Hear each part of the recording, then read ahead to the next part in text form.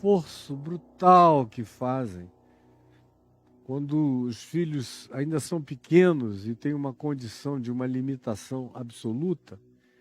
Eles ainda manejam daqui para ali, mas os anos vão passando, eles vão ficando mais pesados, entram na adolescência, se tornam adultos, homens fortes, pesados. O esforço é enorme. Eu conheço pai que faz exercício até o dia de hoje, na barra, na flexão, no levantamento de pesos, em todo tipo de exercício possível para poder ter força ainda hoje de carregar o filho, que já não é mais uma criança, já tem um peso e a compleição de um homem de 40 anos, então pesa. E não é pouco, e o pai já está ficando idoso.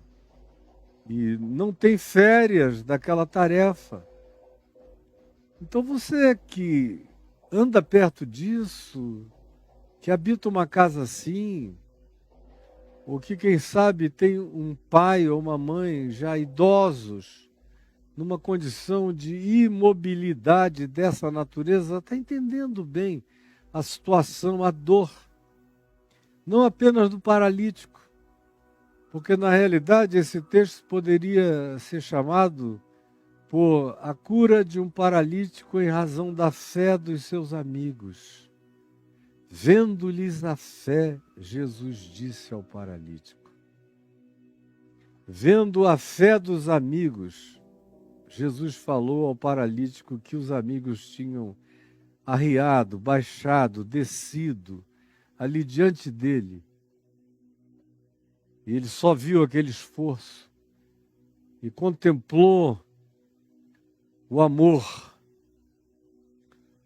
o sentimento filéu, filia, de fraternidade profunda, de compromisso. E é extraordinário ver como Deus em Cristo aprecia as nossas sinceras amizades. Como Deus em Cristo aprecia as nossas sinceras amizades. Eu tenho alguns amigos que eu amo ardentemente. Quando chega a hora de vê-los, o meu coração queima, arde. É uma paixão fraterna. E ficar distante desses amigos muito tempo dói. Produz uma saudade machucante no coração. Quando eu ouço a voz deles, que alegria extrema é conversar. E maior e melhor ainda é quando a gente vai se encontrar, moramos distantes, vamos nos ver. Como eu tive agora a grande alegria de ficar 3 meses em convívio com meu amigo Lácio Pontes e a esposa dele, Bárbara, que vieram e ficaram aqui 300 metros ao lado da minha casa 3 meses.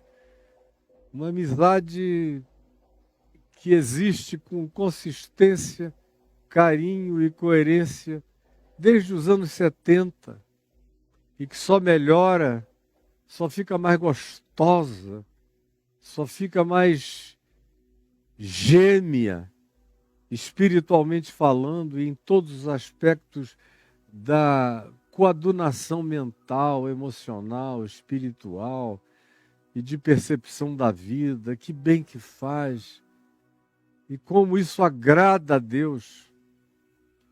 Essas amizades sinceras são gratas diante de Deus. Vendo-lhes a fé, disse ao paralítico. É quando a amizade que a gente tem por determinadas pessoas em dor, em angústia, em paralisia, em impotência, em incapacidade, sem nenhuma condição de se ajudarem a si próprios, é, todavia, objeto de um olhar convergente, múltiplo, solidário, carinhoso, de simpatia absoluta e identificação total com a dor, ante a qual você se coloca presente, constante, permanente, ainda que completamente impotente. E eles começaram a ver o que acontecia com os que chegavam até Jesus. Como eu disse ontem, os que eram curados meramente pela palavra, aqueles para os quais Jesus mandava uma palavra e ficavam curados, ou aqueles que tocavam na orla das suas vestes e eram sarados, aqueles sobre os quais Jesus impunha as mãos e ficavam curados imediatamente. E eles viram aquela quantidade de possibilidades, de potenciais, e o amigo, todavia, por uma circunstância, por uma condição, por um impedimento espaço-temporal, por uma geografia de distância, de dificuldade, de locomoção, de mobilidade, não conseguia chegar ali. Recebeu um benefício que possivelmente ele conseguisse. Eles então, os amigos, se unem e carregam no coração essa unanimidade de fé.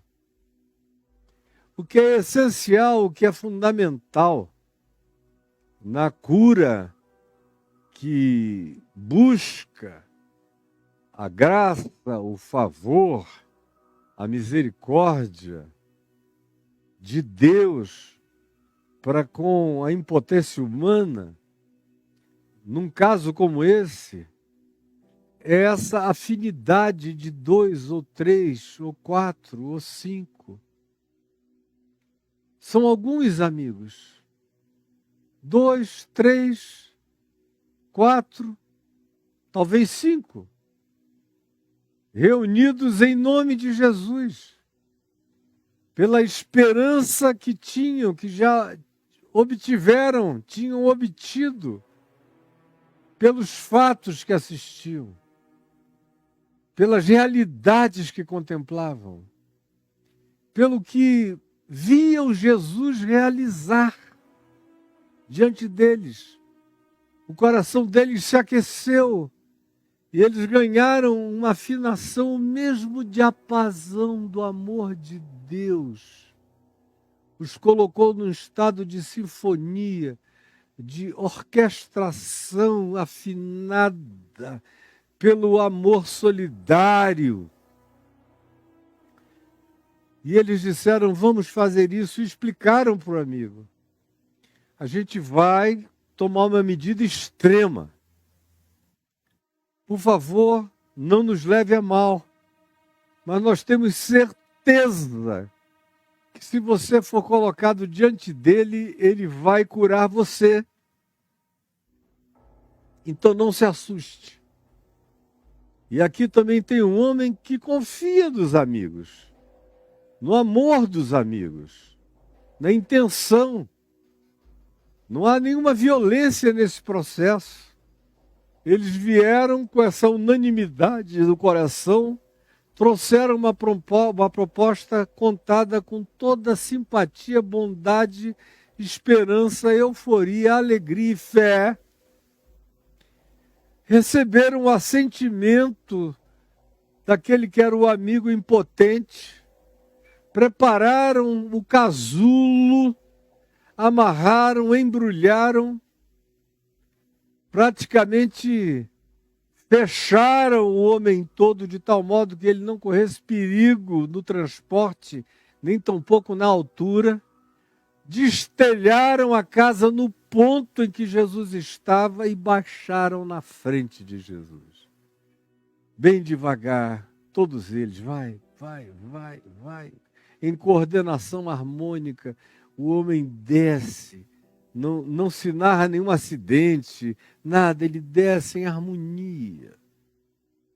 Uma harmonia que repercutia, que retratava, que ecoava, que reproduzia, que espelhava o que havia de harmônico no coração deles, em relação àquele amigo, na certeza que carregavam quanto ao fato de que Jesus podia fazer aquilo por ele. Baixaram o leito em que jazia o doente, Jesus vendo-lhes a fé. Eu encontro muita gente angustiada por pessoas que amam e em razão de cujo amor e por cuja impotência e dor gostariam de conseguir fazer alguma coisa. Você provavelmente esteja vivendo numa situação assim. Queriam fazer alguma coisa, mas a impotência é enorme. Mas entram num acordo. E o fundamental é que não haja nada imposto. Preste atenção. Eu vejo muita gente no meio cristão, que é o meio no qual eu convivo a vida inteira, que às vezes parecem ter boa vontade, um desejo ardente de ver um benefício divino se estender na direção de um amigo. Mas o problema são os modos, especialmente dos nossos dias. As pessoas andam muito sem modos, muito mal educadas, muito grotescas, muito brutas, muito ogras, muito trogloditas. Elas chegam com mão pesada, com gritaria, às vezes até com acusação. Não se fazem entender, não explicam. Não respeitam o arrazoado do impotente que não tem nada, mas ainda consegue falar, pensar, expressar o coração. De modo que, se não houver harmonia absoluta entre os amigos que creram e que precisam estar harmonizados entre eles, sinfonizados, orquestrados, afinados, tem que estar no mesmo espírito, tem que carregar a mesma reverência, tem que se aproximarem com o mesmo carinho, com o mesmo cuidado, com o mesmo zelo, com o mesmo respeito. Tem que expor a alternativa, a possibilidade, com graça. Tem que falar e apresentar essa chance, essa janela de esperança com muita graça e bondade e sedução fraterna no coração, que foi aquilo que com certeza esses homens carregaram em relação ao amigo impotente e paralítico que tinham. E receberam a anuência dele. Uma vez explicada a situação e por que queriam praticar aquela mobilização, depois de terem convencido o indivíduo de que aquele era o único caminho possível e passível, de que através dele o homem fosse posto diante de Jesus, em razão das inúmeras dificuldades e contingências para que se chegasse até onde ele estava, pelo impedimento múltiplo das multidões, das dificuldades enormes. Encontraram essa única e heterodoxa alternativa que, como eu disse ontem, mais uma vez, em sequência, coloca as coisas nos seus devidos lugares, com os seus devidos valores. O telhado da casa tinha preço, mas a vida do homem paralítico, a cura dele, não tinha valor algum que pudesse a isso se comparar. Então aquilo que tem valor acima de todo preço, vem primeiro, ganha prioridade. Por isso, o significado e o valor da vida humana transcendem, vêm acima do valor do preço dos telhados, dos destelhamentos, dos prejuízos materiais imediatos, são secundários e precisam ser entendidos assim, sempre por nós. Não importa o que vai acontecer. Pode ser meu único bem. Como houve uma ocasião em que eu tinha agora na vida um único bem. Eu já tinha tido 2 ou 3, mas eu os vendi para atender a necessidades do meu ministério. Sobrou um único bem, que era o lugar de morar.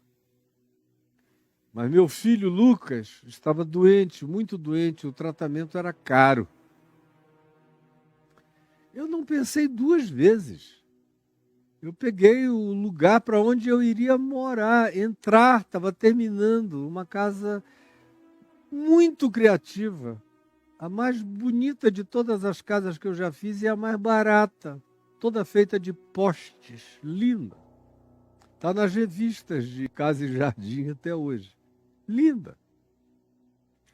E baratinha, feita com a minha criatividade e com a minha coragem de partir para coisas que ninguém faz.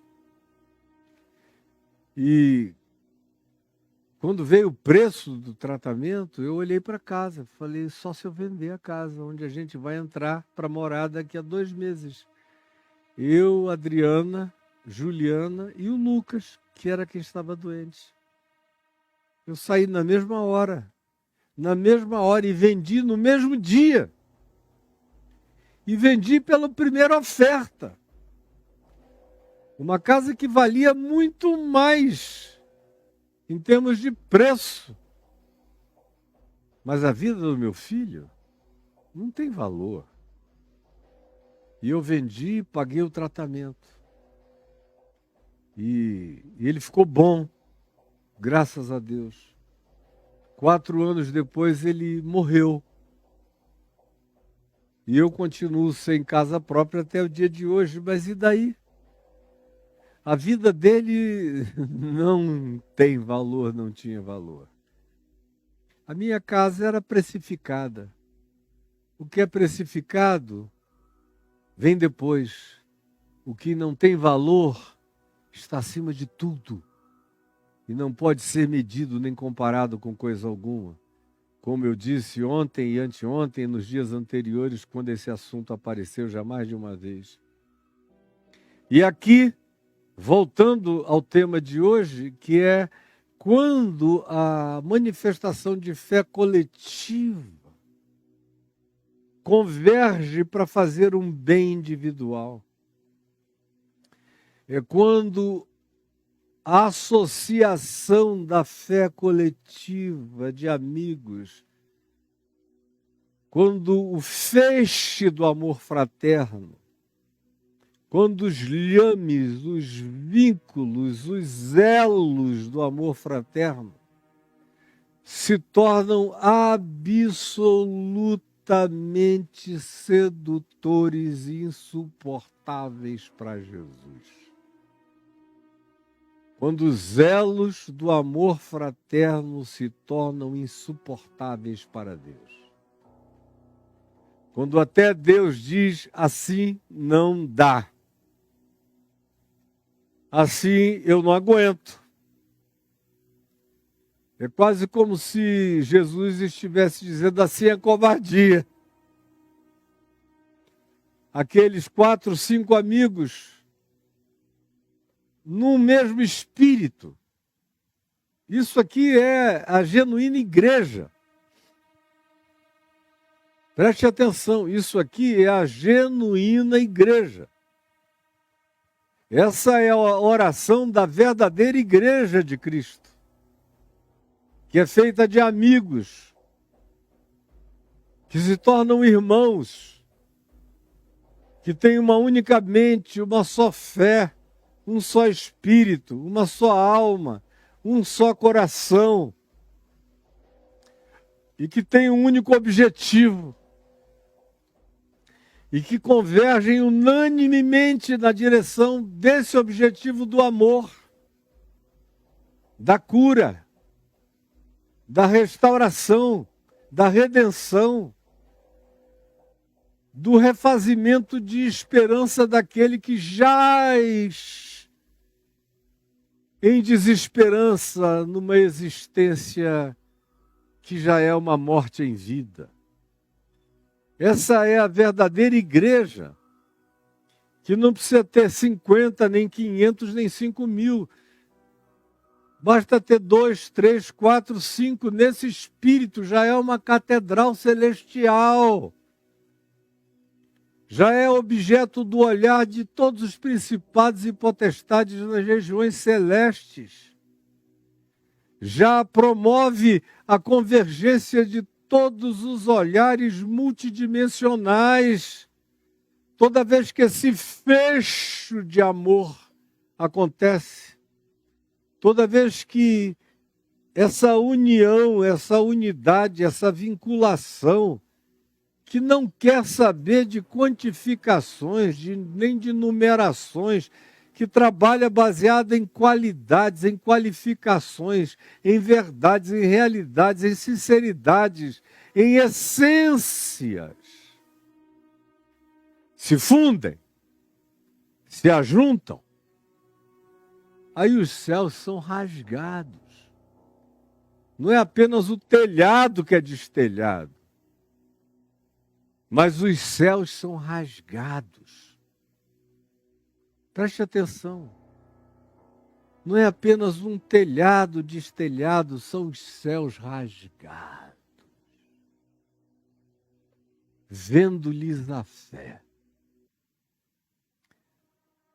Aí você que está aí, e tem gente que está me assistindo aqui chorando, emocionada, com o coração ardido, doído. E eu quero dar mais um conselho a você, com base no Evangelho. Isso aqui é uma narrativa que ensina. Ensina a nossa postura, ensina comportamento, ensina a nossa espiritualidade, educa a nossa fé. Educa o nosso espírito, educa e entalhe a nossa fraternidade. Nos faz de ter e obter e alcançar a consciência do significado do que seja igreja. São esses chamados para fora de onde estavam para levarem esse amigo para uma situação que eles criam que poderia favorecê-lo com cura. Essa é a missão da igreja também. É se unir em amor para ajudar aqueles que são impotentes para ajudarem-se a si próprios. Preste atenção. Essa também é a missão da verdadeira igreja de Cristo Jesus. É unir os irmãos, e como eu disse, vou repetir pela 4ª vez hoje, não precisam ser muitos. Basta que sejam sinceros, verdadeiros, amorosos, 2, 3, 4, 5 em seu nome, eu aí estou no meio deles, com a verdadeira simpatia, com educação, com reverência, com bom senso, com trato. Eles só não tiveram bom senso em relação ao impedimento e nem precisavam, porque a cura, eles já sabiam, vinha antes da propriedade privada. A ajuda ao necessitado vem antes das legislações da propriedade privada. Então tem um telhado entre nosso amigo e Jesus, então destelhemo-lo. Tiremos o telhado, vejamos onde Jesus está e baixemos o leito. Porque o que importa é deixar o nosso amigo ficar cara a cara diante de Jesus. E aí tem muitos me vendo e me ouvindo com essa angústia aqui agora. Tem famílias onde há alguém sofrendo muito, mas que oferece resistência. Esse amigo aqui não ofereceu resistência para ser levado. Eventualmente ele só precisou de uma boa explicação. Só precisou de um arrazoado lógico. E ele tinha confiança nos proponentes, nesses amigos sinceros da vida inteira. E se entregou aos amigos, porque viram que os amigos estavam entregues ao objetivo de vê-lo curado. É nessa troca igreja, nesse modo igreja de ser, que milagres podem acontecer quando a fé coletiva beneficia a impotência individual de alguém com menos capacidade, com menos chance, com menos oportunidade. Você está entendendo o que eu estou falando? Eu estou comunicando verdades profundamente espirituais, práticas, que podem alterar a existência da gente, a existência daqueles aos quais a gente quer bem, e podem mudar a nossa consciência coletiva do significado de igreja, de irmandade, que só acontece, só existe igreja onde há esse amor, onde há essa comunhão, onde há essa sinceridade, onde há essa centralização de objetivos fraternos, honestos e sinceros, onde vários falam por um e um aceita ser representado por vários. Essa é a verdadeira oração intercessória, a verdadeira oração coletiva, que é feita através de atos, é feita através de práticas. Eles oraram agindo, é uma oração. Enquanto pediam, faziam, preparavam, arrumavam, criam, expectavam e levaram. E o fizeram chegar aonde eles intentaram assim fazer, que é diante dos olhos de Jesus, vendo-lhes a fé. É lindo isso, sempre me foi lindo, desde o primeiro dia em que eu abri esse texto para nele pregar. Para outros, bem novinho na fé, vendo-lhes a fé. A fé dos amigos. Eu já fui chamado a fazer oração por amigos que estavam morrendo, muitas vezes. Alguns deles tinham fé, alguns outros mal tinham. Como um deles, por exemplo, que tinha sido meu amigo de gandaias as mais inomináveis possíveis, e eu me converti. E ele foi baleado pela Polícia Federal com bala dum-dum, aquela que sai zigue-zagueando, e furou o intestino dele todo e deu septicemia. Isso há 50 anos atrás, onde os analgésicos nem de longe carregavam as potências, desculpa, dos antibióticos não analgésicos de hoje. Hoje a gente tem antibióticos poderosíssimos para, quem sabe, debelarem uma infecção generalizada, uma septicemia. Mas naquele tempo não havia. Septicemia era praticamente atestado de morte. Quando chega uma médica, amiga, querida, que eu também tinha levado a Cristo na minha casa, dizendo, olha, o teu amigo fulano está morrendo, ele não passa de hoje, ele quer te ver, ele está morrendo, morrendo, morrendo. E eu peguei o carro com meu pai e nós fomos até lá, entramos e ele estava morrendo. Aí eu olhei para ele e ele falou, oh, que bom que você veio aqui. Aí eu falei, fulano, o nome dele é Zé. Zé, você crê que Jesus pode curar você? Aí ele olhou para mim e para o meu pai e falou, Caião, você sabe que eu mesmo não creio, eu não tenho fé em nada, sendo honesto. Mas eu creio que você crê por mim e por muita gente. Ele viu a minha fé. E ele creu que Jesus também via a minha fé. E creu que Jesus também via a fé do meu pai que estava ali junto comigo. E foi honesto bastante para não inventar uma fé que ele não tinha. Eu mesmo não creio em nada. E estou morrendo. Mas eu mandei te chamar porque eu creio que você crê. Eu creio na fé que você tem, honesta e sinceramente, você e seu pai. Ele viu a minha fé, e aqui é Jesus que lhes vê a fé. Vendo-lhes a fé, Jesus disse ao paralítico.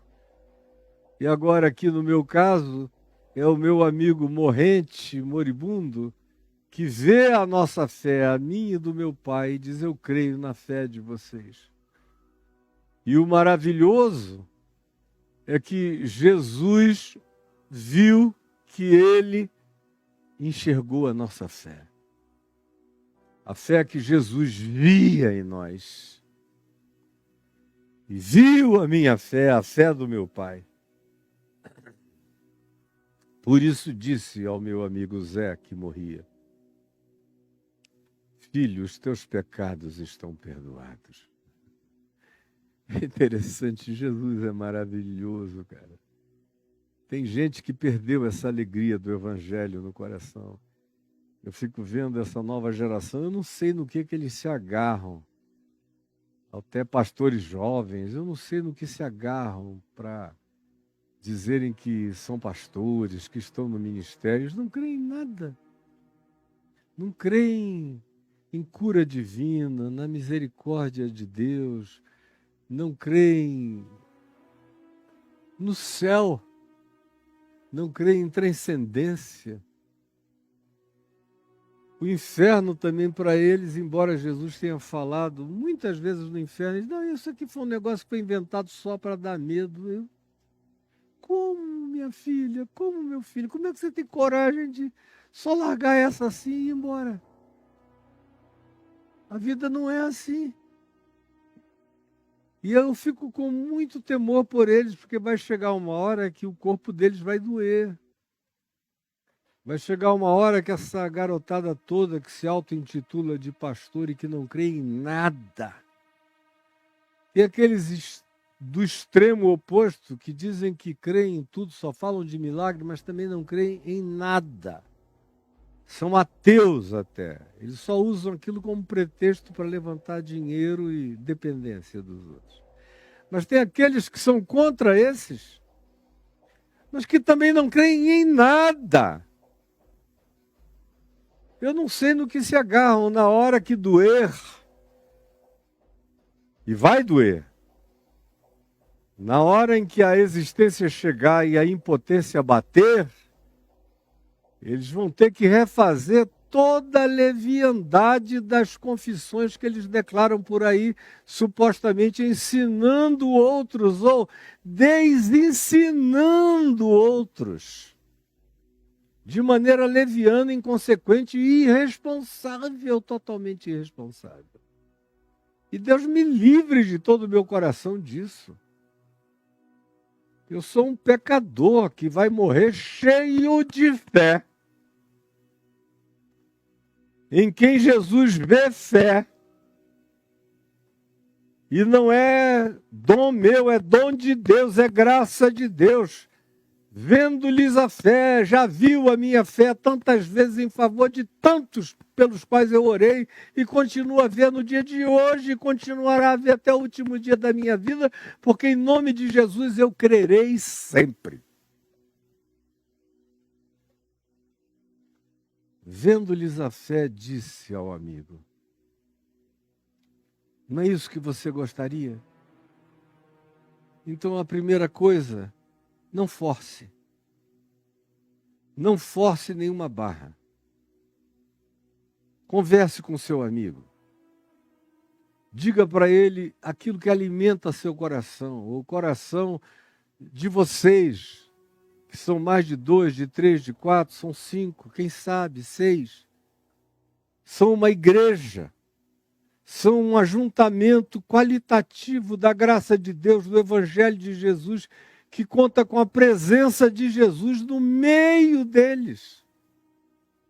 Eu aí estou no meio deles.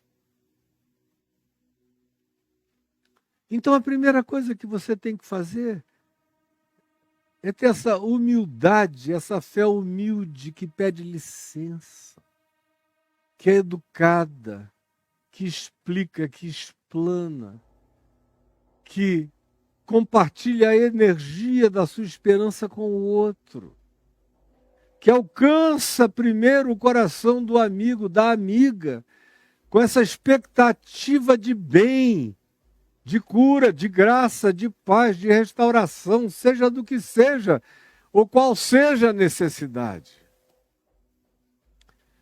E não importa a natureza do impedimento, ganha o direito de carregar, de levar, de amarrar para libertar, de locomover para depois soltar de vez, de levar o impotente para que dali para frente ele possa andar com as próprias pernas por ele mesmo. Toda essa explicação que é fruto da educação na justiça e no amor, e não em qualquer forma de brutalização histérica da fé, precisa ser previamente comunicada àquele que você deseja alcançar. Vendo-lhes a fé, disse Jesus ao paralítico. E hoje eu quero parar aqui e orar com você que está sofrendo por aquele a quem você ama tanto, por aquela a quem você quer tanto bem e que entrou numa situação de impotência total. Vocês não precisam ser muitos. Chame-os da sua casa, ou reúna-os daqui a pouco e outra vez poste esse vídeo para todo mundo ver. Cheguem a um consenso espiritual,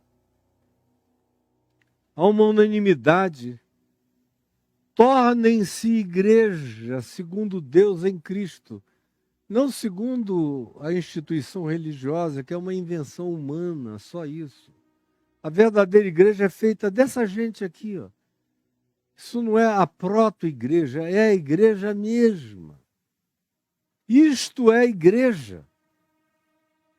Onde quer que aconteça esse tipo de espírito, de ajuntamento, de atitude, de postura, de esperança e de fé, aqui há e aqui está a igreja de Cristo Jesus.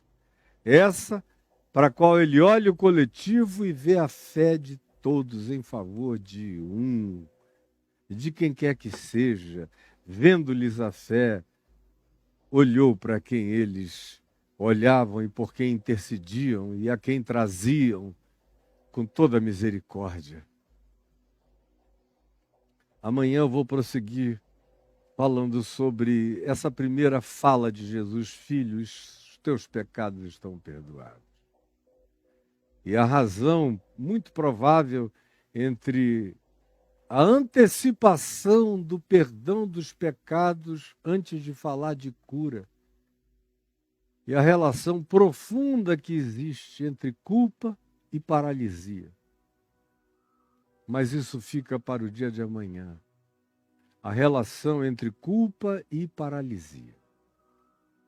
Mas hoje eu vim aqui para dizer a você, aí dentro da tua casa tem uma igreja. Não a menospreze, não a despreze. Você e os seus amigos são uma igreja. Não dê de mão a isso. Ao contrário, valorize. Ressignifique as suas amizades. Todas as minhas amizades em Cristo são amizades igreja. Amizades em fé. Amizades em amor. Toda vez que eu encontro esses meus amigos, seja um encontro com um só deles, como o mês passado no Rio, eu encontrei com um deles, meu amigo desde 11, 12 anos de idade, a vida inteira. E nós saímos pelo bairro onde nós fomos criados. E nos emocionamos e choramos em alguns lugares, lembrando de algumas pessoas que já não estão entre nós. Passamos na rua do Ricardo Boechat com lágrimas nos olhos e oração. E eu cheguei em casa, na casa do meu filho, que mora lá, nesse mesmo bairro, com meu coração alimentado por uma experiência igreja de 2 ou 3 reunidos em seu nome, e com a minha alma cheia do Espírito Santo. Porque eu não perco nenhuma chance de ser igreja com aqueles que creem como eu o tempo todo. É um desperdício que a instituição religiosa tenha feito isso na sua cabeça. Que você só acredite que igreja tem que ter um prédio, um templo, com uma arquitetura, com uma cara, com um design interior, com bancos de um tipo, com um carinha em pé lá na frente, aos berros, gritando, e gente a beça pulando para um lado para o outro, sem saber do que está acontecendo. E você diz, aquela é a igreja de Deus. Paulo, se passasse na frente, de acordo com 1 aos Coríntios 14, diria, são todos loucos. Porque é o diagnóstico que ele faz em 1 aos Coríntios 14, de ajuntamentos assim, o que dirão que sois, senão que sois todos loucos. É um diagnóstico que a gente não quer ouvir, e tapa os ouvidos para não ouvir, e fica com raiva de quem diz que é assim. Mas eu não estou nem aí. Eu sou igreja com aqueles que amam a Jesus como eu amo, que servem, que querem, e você também. A minha casa aqui é uma igreja. Mesmo quando estou só eu e minha mulher, nós somos uma igreja poderosa. De oração, de amor, de comunhão, de respeito, de reverência, de intenção unânime em favor das pessoas pelas quais a gente ora, pede, clama e crê na restauração e na graça de Deus em favor deles. Sempre foi assim, sempre será assim, e você desperdiça isso. Ai, Caio, eu estou precisando achar uma igreja. Por quê? Você não crê em Jesus? Crê. Sua mulher também? Seus filhos também? Sim. Sua sogra que mora com vocês, idosa, também não crê? Crê. Vocês não têm amigos que estão em situação semelhante? Temos. Então por que você não convida essas pessoas? Porque vocês são a igreja. O que além disso vocês acham que faz uma igreja? Tem que inventar um santo grau, um relicário religioso?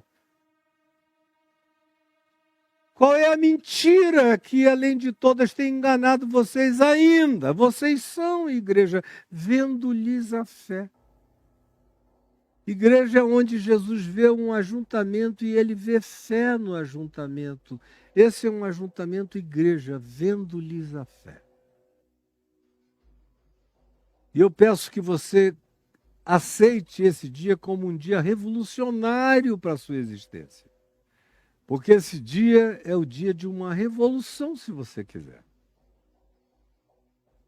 Por exemplo, eu tenho dito inúmeras vezes que a segunda maior denominação deste país é a dos chamados desigrejados, que é um apelido pejorativo que os pastores das igrejas começaram a perder gente, colocaram nesses que não conseguiam mais voltar para lá, porque estava insuportável. Conforme tem um texto e um vídeo meu dizendo está insuportável. Não vou pedir para o Caio achar aí no caiofab.net esse vídeo, está insuportável, porque pode ser demais para ele que eu não pedi antes. Mas é um vídeo forte, está insuportável. Que eu fiz há anos e anos e anos, quando estava começando a ficar insuportável, e milhares ouviram e se identificaram com ele, milhões.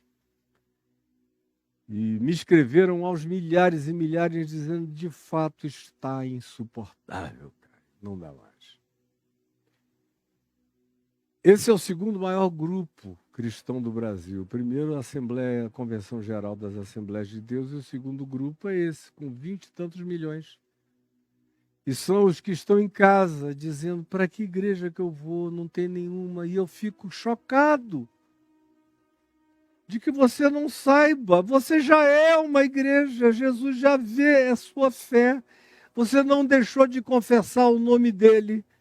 Ao contrário, você foi muito mais liberto, me assistindo aqui e assistindo aqueles que me reproduzem, que me repetem por aí afora, e são milhares que me reproduzem e me repetem, e amém, graças a Deus, que me reproduzem e me repetem. Eu só espero que me reproduzam e me repitam com fidelidade ao Evangelho e ao que eu estou ensinando. Se fizerem isso, está tudo bem.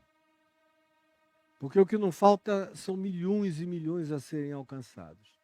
Mas me choca que você até o dia de hoje não tenha percebido que até o 4º século não houve um único templo para reunir, igreja nenhuma, todo mundo se reunia em casa, como esse paralítico com os amigos.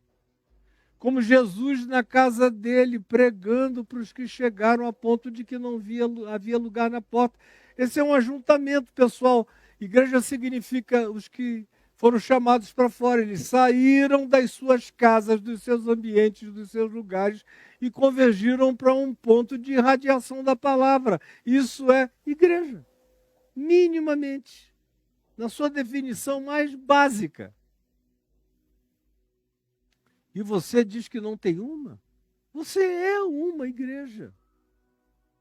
E a minha oração é que o Espírito Santo esteja te esclarecendo. Você não precisa ser profissional de nada. Pegue aqui essa minha mensagem, toque para as pessoas. Ouçam. O coração de vocês vai arder. Vocês vão se quebrantar. Vocês vão chorar. Vocês vão se enternecer. Vocês vão orar. Vocês vão crer. E não tenham nenhum pudor de orarem uns com os outros e pelos outros, de imporem as mãos uns sobre os outros, de casarem uns aos outros, de batizarem uns aos outros, de perdoarem os pecados uns dos outros, de facilitarem a vida e socorrerem mutuamente uns aos outros. E tanto menor quanto seja o ambiente, o grupo mais qualitativo será o resultado. Mais parecido com o corpo de Cristo, com Jesus, o resultado será. O que é que você está esperando? Que te deem e doem um púlpito? Quem foi que conseguiu atrofiar a cabeça de vocês a esse ponto que vocês não enxergam quem vocês são? Você é a igreja. O ajuntamento seu e dos seus amigos é um ajuntamento que Jesus vê a fé. E igreja é quando Jesus vê a fé deles, vendo-lhes a fé, considerou-os igreja. Senhor Jesus, eu peço que essa palavra singela, simples, mas que é poderosa, que é revolucionária, que pode alterar o mundo se for crida, se for praticada, se for vivida. É libertária, tira a gente do controle de outros, nos desamarra completamente, nos deixa livres para andarmos curados e para termos a alegria de saber que tu estás presente no ajuntamento.